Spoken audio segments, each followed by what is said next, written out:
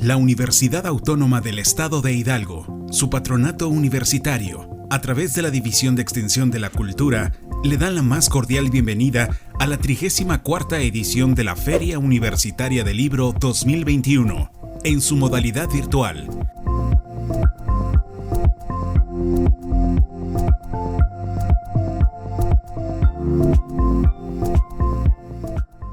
Hola, bienvenidos a la presentación del libro El Señor de los Truenos, cuentos y mitos de la tradición nahua, el cual escribieron diversos investigadores y fue editado por la Secretaría de Cultura del Estado de Hidalgo. Agradecemos a la Feria Universitaria del Libro, en su emisión número 34, nos brinde este espacio para difundir este trabajo. Y para esto nos acompañan el escritor Óscar Baños Huerta y la maestra Valeria Ramírez. Antes de darles la palabra a nuestros invitados, quisiera leerles algo de su trayectoria. Óscar Baños Huerta nació en Pachuca de Soto. Él es narrador y poeta. Fue becario de letras por parte del Fondo Estatal para la Cultura y las Artes de Hidalgo en el año 2010. Es licenciado en Intervención Educativa por la Universidad Pedagógica Nacional, especialista en docencia y maestro en Ciencias Sociales por la Universidad Autónoma del Estado de Hidalgo. Ganó el primer lugar en el certamen número 24 de composición poética Orquídea de Plata en 2010.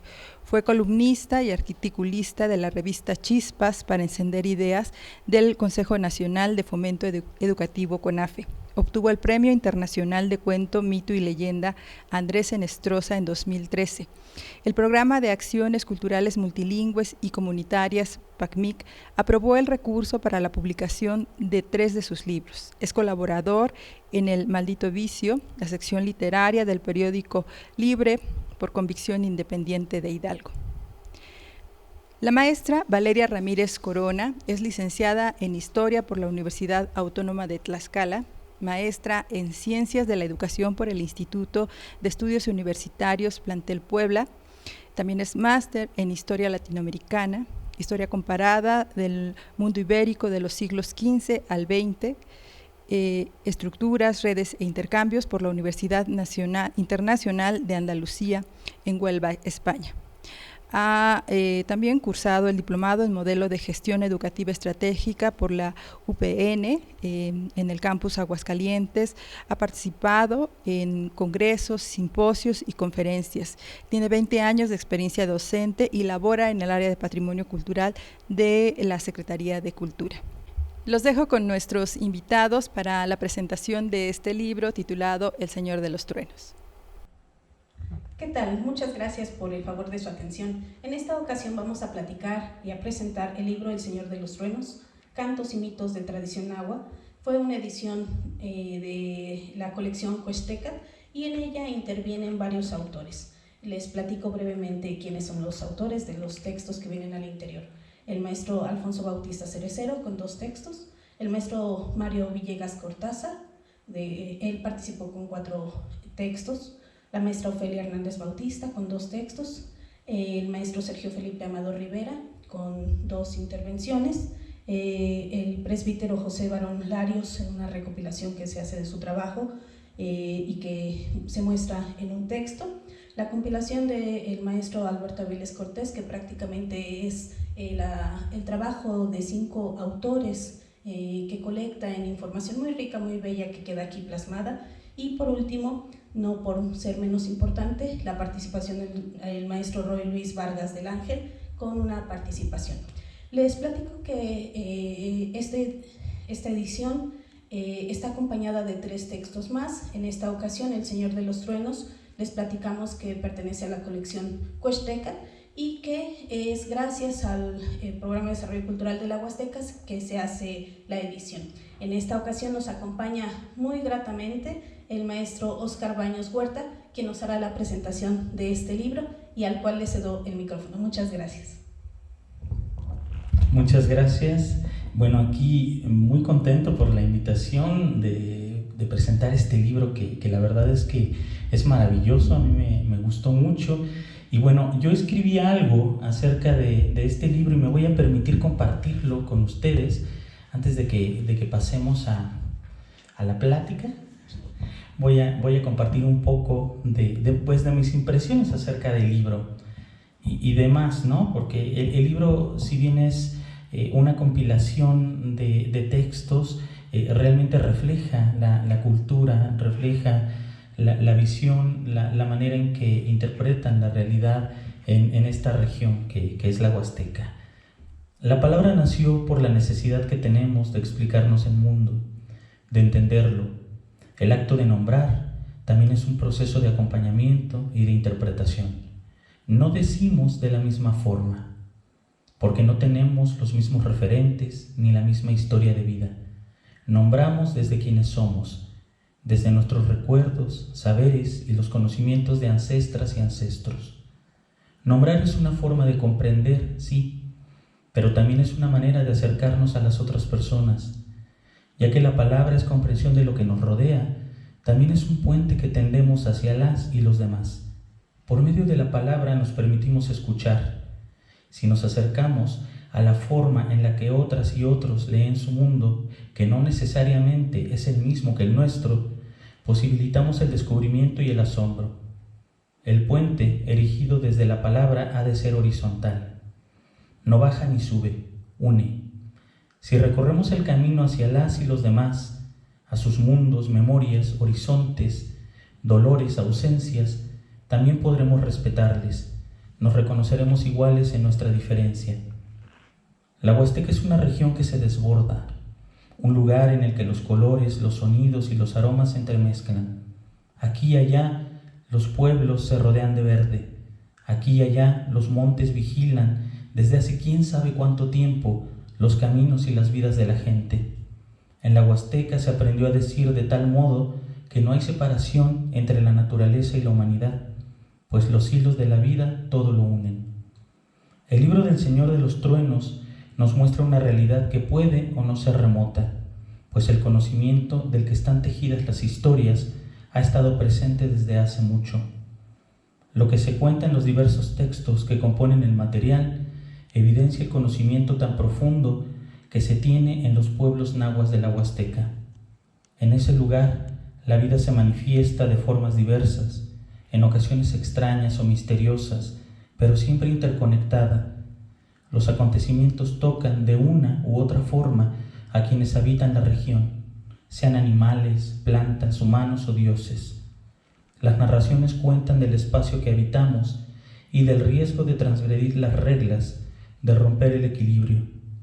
La palabra depositada en el Señor de los Truenos nació en la oralidad y tiene sus raíces en la memoria. Y bueno, pues es que este libro, la verdad es que lo disfruté muchísimo y como menciono, pues da cuenta de una manera de estar en el mundo, una manera que para personas que no pertenecen a la región o que no comparten esa cosmovisión, puede ser incluso algo extraña, porque no hay una separación entre los diferentes elementos, incluso en los elementos atmosféricos, en los elementos del clima. Todos son protagonistas y tienen el mismo nivel de presencia en el espacio. A mí me parece que El Señor de los Truenos da una buena muestra de la forma en la que se aprende también en la Huasteca. Porque si bien son textos que cuentan historias que pueden ser maravillosas en el sentido de lo fantástico, que no es ese el sentido, porque es más bien una realidad muy particular de la que se está hablando, también es cierto que contienen enseñanzas, y estas enseñanzas permiten que las personas de esos lugares, de los grupos nahuas que habitan la región huasteca, puedan aprender su lugar en el mundo, la manera en que tienen que hacer las cosas y los límites que tienen, que creo que en otros espacios ya no nos queda muy claro. No sé, ¿qué opines? Oscar, pues tocas temas muy importantísimos y a mí me gustaría rescatar el que la región de la Huasteca en el estado de Hidalgo está conformada por 8 municipios. Recordemos rápidamente algunos de ellos: San Felipe Orizatlán, Jaltocán, Huejutla, Cuautla, Xochatipan, Atlapesco, Yahualica, y creo que sí menciono todos en el caso de Huasalingo también. Entonces, que esto que está escrito en El Señor de los Truenos converge en las comunidades, en estos 8 municipios, y me atrevo a decirlo, que estas cuestiones de entender el medio natural, la ancestralidad, las cuestiones que tienen que ver con el medio natural, con las fuerzas y con la sabiduría, por supuesto también que tiene relación con el mundo, la cosmovisión mesoamericana, que todavía podemos encontrar en estos textos, en estos hábitos culturales. Yo creo que me quedo corta en mencionar solo estos 8 municipios, que son los que corresponden a la Huasteca hidalguense, pero podemos llevar esta plática como grandes ejemplos para el resto de las huastecas en la República Mexicana, que recordemos que son 6 estados que conforman la Huasteca, y entonces podemos encontrar en este texto me permiten decirle, una comparación también de esta cosmovisión de otros materiales que también se colectan para la Huasteca, y entonces nos hace una sola Huasteca en las formas de entender el mundo, en las formas de habitar el mundo, como tú lo dices, en la forma de estar. Entonces son elementos que dan identidad a una gran región y que nos hacen degustar con la lectura de este texto, de estos textos que en general podemos decir que son 7 los autores, pero como es una compilación también la que se ejercita en este libro, pues prácticamente son 17 autores los que convergen para platicarnos de estas cuestiones que para muchos serían cuestiones mágicas, pero como bien lo apuntas, Óscar, son elementos de la vida cotidiana, son elementos que nos impresionan, que más allá de la magia en ese concepto eurocéntrico que podemos determinar, más bien son estas realidades del mundo que ha dejado la etapa mesoamericana. Sí, y que justo desde Occidente, como para tratar de entenderla, se le ha llamado magia a esto que se sabe que es más bien conocimiento ancestral. Es un conocimiento que está ahí desde hace muchísimo tiempo y que le ha permitido a la gente de esa y de muchísimas regiones sobrevivir, entender el entorno, entender el espacio, relacionarse de manera armónica con el espacio, pero también entender su origen, saber de dónde vienen y por qué están sucediendo las cosas. Hay un texto, todos son muy bonitos, pero específicamente como para hablar de esto que estamos mencionando, el de la leyenda del eclipse solar, perdón, nos cuenta la forma en la que la luna y el sol tienen una relación muy antigua, una relación que está marcada por ciclos que no podemos contar en tiempo humano porque son cósmicos, pero también nos explica el porqué de los eclipses. Entonces, este conocimiento que tienen los grupos nahuas de la Huasteca es impresionante en ese sentido, porque da cuenta, evidencia una observación profunda de todo lo que les rodea, una observación profunda de todo lo que les rodea en el sentido de quiénes son ellos también en todo eso que les rodea. Quiero leerles un pedacito de este texto porque es un poco como el final.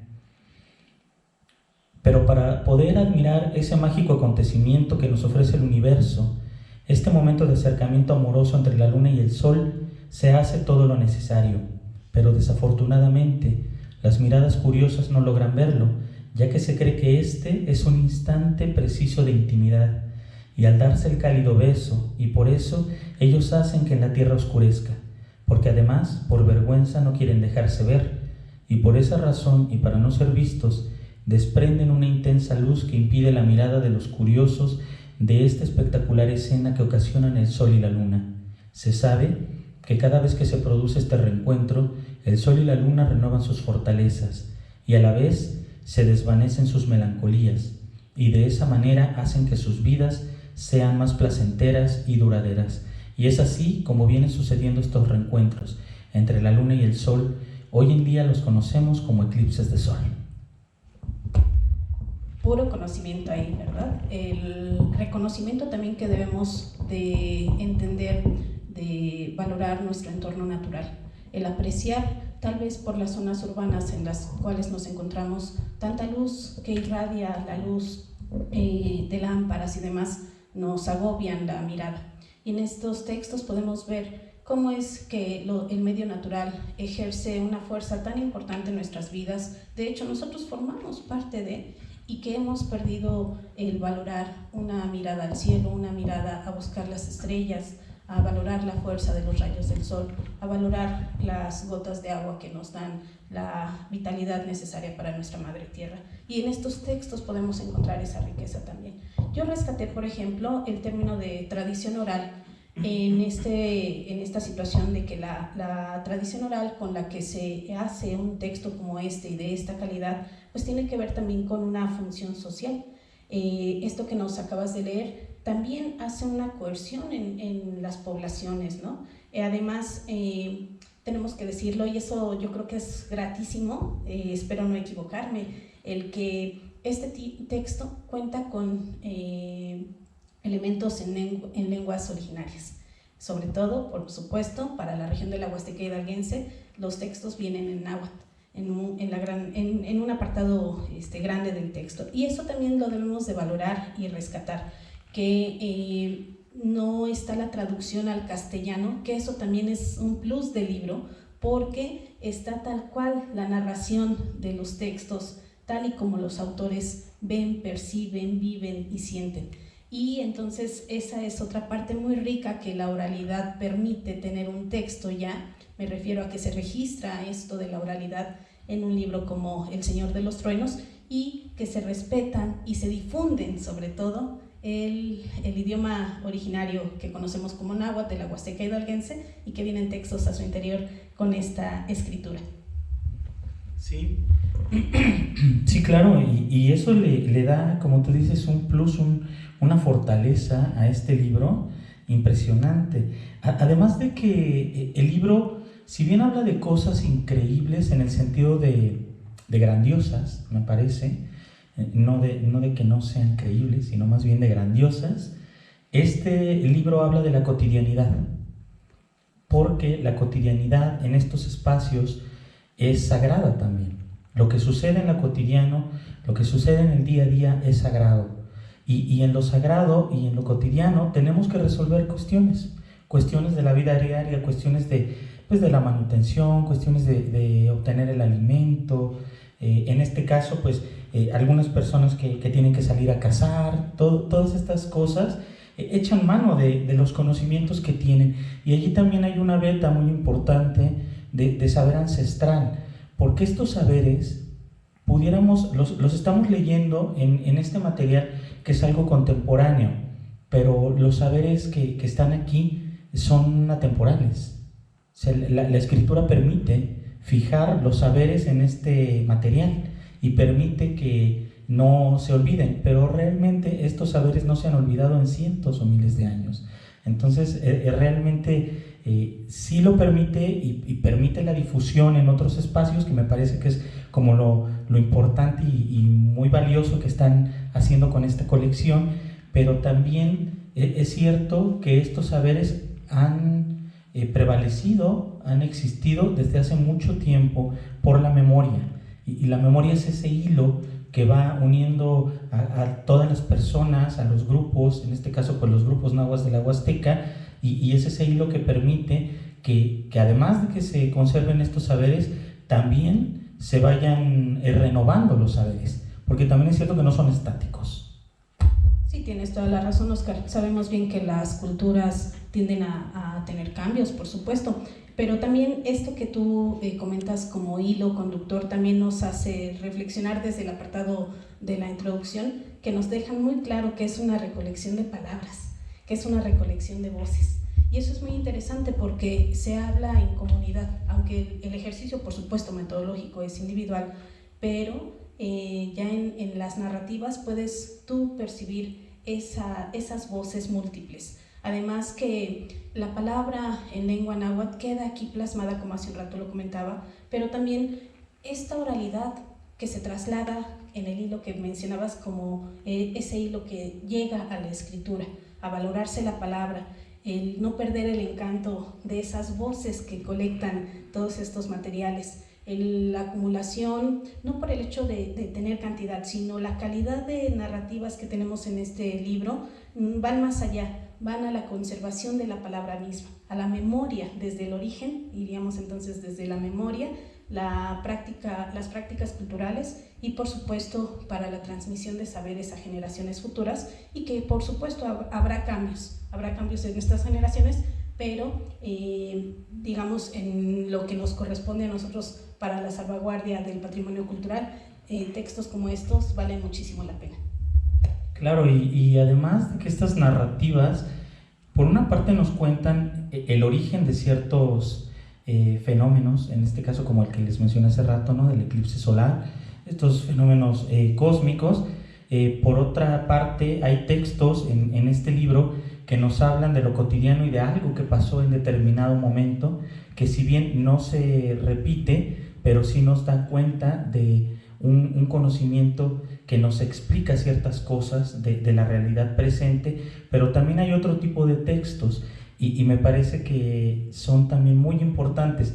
Este tipo de textos que nos enseñan cosas, que nos enseñan cómo mantener ese equilibrio, porque la relación que hay con la naturaleza es algo que no se puede pues romper, o hay ciertos límites que no se deben de trastocar, porque las cosas pueden salirse de control. Y quiero compartirles uno de estos textos que me parece muy bonito y se llama Tratos con el dueño de los animales, en ese sentido de mantener nuestro lugar y de que estos textos también son saberes que se van a transmitir hacia generaciones futuras para que aprendan ciertas cosas. Tratos con el dueño de los animales. En esta región proliferan el venado, el jabalí, el tigrillo, el chacal, semejante a la cabra montaraz, la onza real, el armadillo y otros, pero según la creencia popular, todos pertenecen al dueño de los animales. Sin el consentimiento de éste, ningún cazador podrá avistar ni perseguir pieza alguna. Los perros quedarán atrapados en las cuevas y, lo que es peor, se puede topar con el rayo, lo que acarrea la enfermedad y la pérdida de sus virtudes como cazador. Para lograr la anuencia del dueño de los animales es indispensable ofrecerle un tlapalole, o sea, una ofrenda. Qué bueno que hiciste la lectura, Oscar, porque realmente con este ejemplo, quienes nos hacen favor de escuchar y ver van a tener más claridad en lo que estamos platicando, ¿no? Darles un ejemplo de cómo se pueden encontrar las narrativas que se saborean en estos textos, pues son entender el ofrecimiento que nosotros podemos tener como seres humanos ante los procesos importantísimos como el de la caza con Z. El de no solo voy a salir, bueno, en esta época pues el término caza nos puede traer a otras temáticas, sin embargo, conforme se tienen en las narrativas de estos textos, la caza era una condición de ritualidad, era pedir permiso, y aquel que no pedía permiso se podía topar, como bien dices, con el señor del rayo, y se tenía que ofrendar entonces, y se tiene que seguir haciendo esta ritualidad de pedir permiso para poder consumir en casos específicos animales de la zona de la Huasteca, y ese agradecimiento por lo que la madre de naturaleza nos permite tener de alimento es esa sinergia también que tiene que ver con el yo doy, pero también agradezco. Yo ofrendo no por tener más en cantidad, sino por la necesidad de tener esa comida constantemente, que sea a través de la caza, a través de la colecta de alimentos, el no morirnos de inanición, ¿no? El siempre tener que llevarnos a la boca a través de ese esfuerzo también que implica la cacería, a través de el conocimiento también, no solo del esfuerzo, sino de las condiciones técnicas para colectar el alimento. Entonces son textos muy interesantes. Por ejemplo, yo tengo aquí a la mano algo que se rescató de Juan Antonio González, un señor de 74 años de edad, en el que habla de la leyenda de Comal. y hace toda una narración sobre, por ejemplo, inicia el texto especificando que los nombres de las comunidades están en lenguas originarias en muchas de las regiones de nuestro país, pero en este caso de la Huasteca, pues hace mención que los pueblos, los cerros, los ríos, las montañas, los términos provienen del náhuatl mismo. Entonces, nombrar las cosas con el idioma original es una de las grandes cosas que debemos de aplaudir de estas narrativas que tiene nuestro texto. El respetar y darle el valor a los idiomas originarios al escribir e invitar a escritores que puedan hacer sus notas, sus narraciones en lenguas originarias es cosa que se aplaude también de este texto, y que yo creo que yo solo menciono ahorita un ejemplo, el de Juan Antonio González, un adulto mayor que permitió a través de la oralidad colectar su conocimiento, y escribirlo en lengua náhuatl también es otra de las grandes cosas que debemos de aplaudir.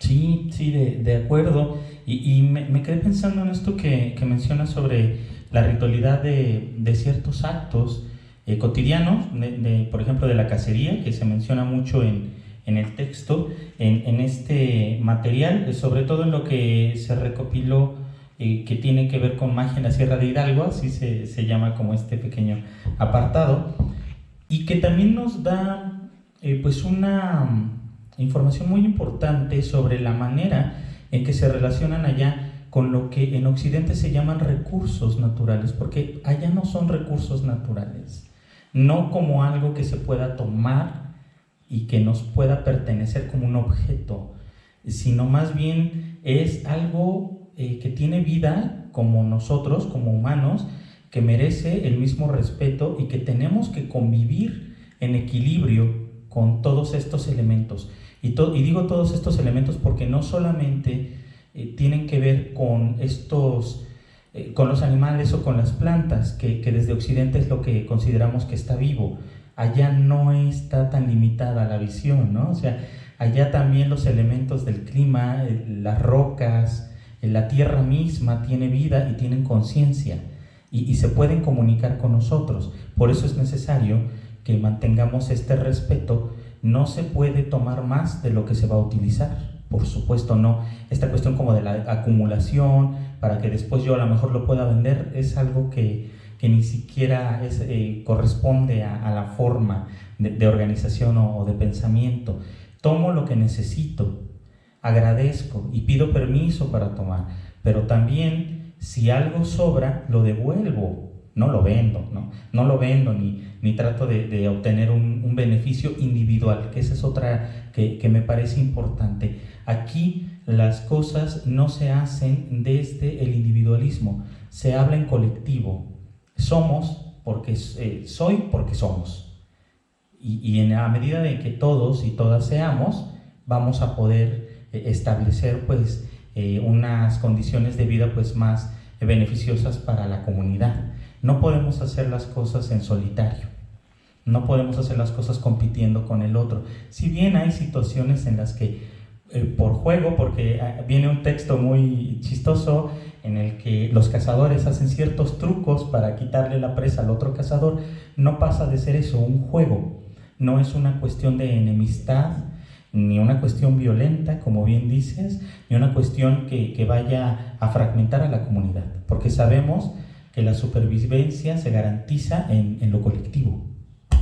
A mí me impresionó muchísimo uno de los textos, precisamente cuando hablan sobre salir a colectar los animales que se van a comer, cuando se menciona que los huesitos, el residuo del alimento, no se le da de comer a los perros o a otros animales, sino se van colectando y al fin de año se ofrendan, se entierran, se hace una ritualidad para el agradecimiento por haber tenido alimento durante un periodo de tiempo. Entonces, esos detalles en las narrativas que podemos encontrar aquí en el libro, yo creo que es una invitación clara y fiel para que todos podamos entender, tener el libro, leerlo, saborearlo y aprender muchísimo de estas formas de entender el mundo, que no por no vivir en la región de la Huasteca nos vamos a alejar aún más en pensamientos, sino a entender cómo se valoran las cosas, cómo se agradecen, cómo se ritualiza, cómo se lleva a cabo una condición de agradecimiento, como es este ejemplo de los huesitos, ¿no? Que al año se entierran como ofrenda también, no se desechan como una basura. El concepto de basura aquí es también una cosa totalmente distinta. Entonces es un libro realmente riquísimo, y yo quisiera que platicáramos, Oscar, si te parece. Hay una participación de una mujer y yo no me puedo quedar con las ganas de platicar estos ejemplos. Son 2 textos que hace la maestra Ofelia Hernández Bautista. Uno se llama El lucero que dejó de brillar, y participan 8 animalitos en la narrativa y hacen toda para nosotros sería un ejemplo, una asociación con una fábula. Y acuérdense que con las fábulas nos enriquecemos, aprendemos de manera muy didáctica, y eso es muy bonito que también se rescata del libro. La mayoría de los autores son profesores, trabajan frente a grupo, y por lo tanto también son figuras importantísimas, porque ellos escriben lo que escuchan, lo que han escuchado de sus generaciones anteriores, pero también lo ponen en el ejercicio de sus aulas, que bueno, ahora virtuales, pero todavía a través de este ejercicio de los profesores e incluyendo el trabajo de la maestra Ofelia, es una práctica de seguir conociendo estas narrativas, difundiéndolas y preservándolas como patrimonio cultural inmaterial. Y quiero mencionar que el otro texto de la maestra Ofe se llama ¿Por qué brillan las tortugas?, que también tienen estos elementos de fábula.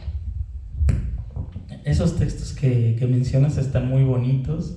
De hecho, esta cuestión como de enseñanza que tienen los textos, y que en eso pues sí se asemejan a una fábula, pero aparte pues con las condiciones de la región,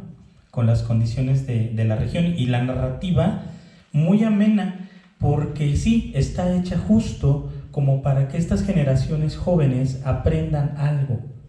No algo necesariamente, no es rígido el conocimiento que se transmite. De hecho se puede utilizar en un montón de situaciones, pero sí está hecho para las generaciones jóvenes, y para que estas generaciones jóvenes puedan entender el mensaje con elementos de su cotidianidad. Otra vez con estos elementos, porque bueno, la maestra Ofelia es muy hábil en el sentido de identificar los elementos. Ahora, esto se recupera de la maestra Ofelia Hernández, pero seguramente a ella también le fue dado en su momento.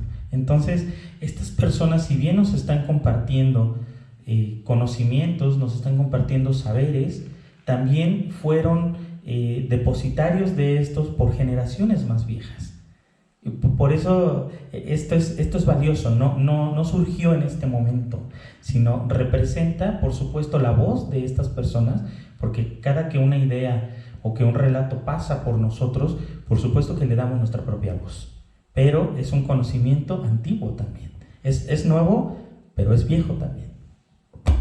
Sí, tienes mucha razón, Oscar. Quiero platicarles que tuve la fortuna de entrevistar al maestro Alfonso Bautista Cerecedo, y estaba muy contento, sigue estando muy contento, por supuesto, porque gracias al primer texto que él proporciona para el libro, para conformar El Señor de los Truenos en general, pues se desprende de un título que él escribió ex profeso para explicar estas condiciones naturales, ¿no? Y platicando con él, con el maestro Alfonso Bautista, muy feliz de que a través de su texto, el primero que comparte, le da título a toda la obra. Y además es uno de los textos, es el primero, ¿no? Es el primer texto, si no mal recuerdo. Es poderoso el texto. Un sentido de la divinidad, me parece, muy cercano. O sea, nos habla de un personaje que es el Señor de los Truenos, que tiene poderes más allá de lo que un humano común pudiéramos tener, pero vive en lo cotidiano. Tiene su familia, tiene a sus hijos, y busca, como todas las personas, proveer a las hijas y a los hijos de ciertas cosas. Y una cosa que me parece muy importante y de este texto muy valiosa es que quien lo entiende es la hija. La hija es el personaje más sabio, me parece que en este texto, y con quien este Señor de los Truenos tiene una relación como mucho más cercana, ¿no? Entonces él provee, pero la hija es la que hace esta transformación de los alimentos para que se puedan consumir. O sea, el Señor de los Truenos da el elemento, da los camarones, los peces para consumir, pero es la hija quien hace esta transformación, como lo han hecho las mujeres desde hace miles de años, o sea, transformar algo que no puede alimentar a algo que alimenta a los demás. Esa cuestión como de acompañamiento y de transformación, y por supuesto de mucho conocimiento de todos los elementos que están en ese contexto y en cualquier contexto. Sí, Óscar, muchas gracias. Pues para ir cerrando nuestra participación, a mí me gustaría mucho, a manera de exigencia, pedir que este libro también fuera como un audiolibro, pensando en las personas que de la misma Huasteca no han tenido la oportunidad de tener una vida académica y que su formación en una educación no formal nos enriquece en demasía, pero también brindarles la oportunidad de que en algún momento de la historia del Programa de Desarrollo Cultural de la Huasteca se pudiera hacer un audiolibro, ¿no te parece, Óscar? A mí me parece que además de que sería maravilloso, sería justo, porque es una devolución que se tiene que hacer hacia esos espacios, porque no todos tienen acceso, ¿no? Precisamente al material escrito, no todos están alfabetizados, entonces no todo el mundo puede acceder, y además lo justo sería devolver en ese sentido. Agradecemos la participación, la invitación que nos hicieron. Óscar Baños Huerta, Valeria Ramírez Corona, para servirles.